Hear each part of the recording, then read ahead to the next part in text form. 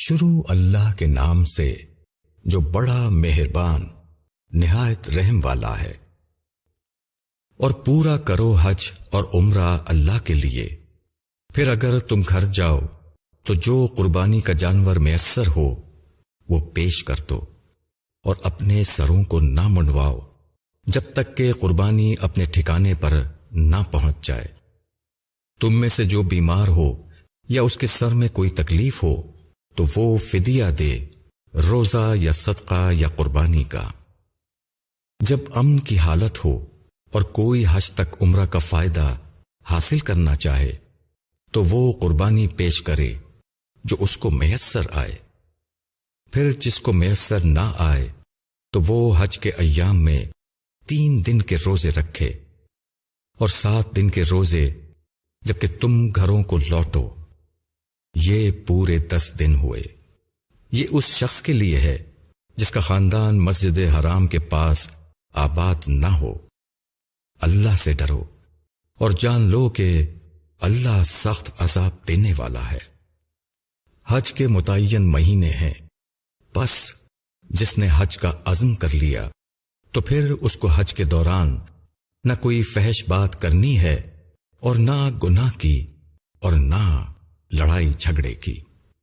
اور جو نیک کام تم کرو گے اللہ اس کو جان لے گا۔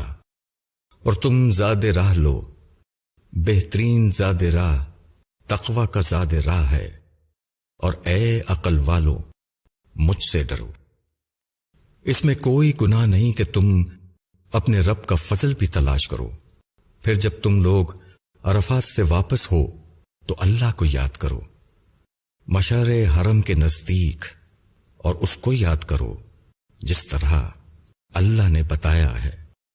اس سے پہلے یقیناً تم راہ بھٹکے ہوئے لوگوں میں تھے۔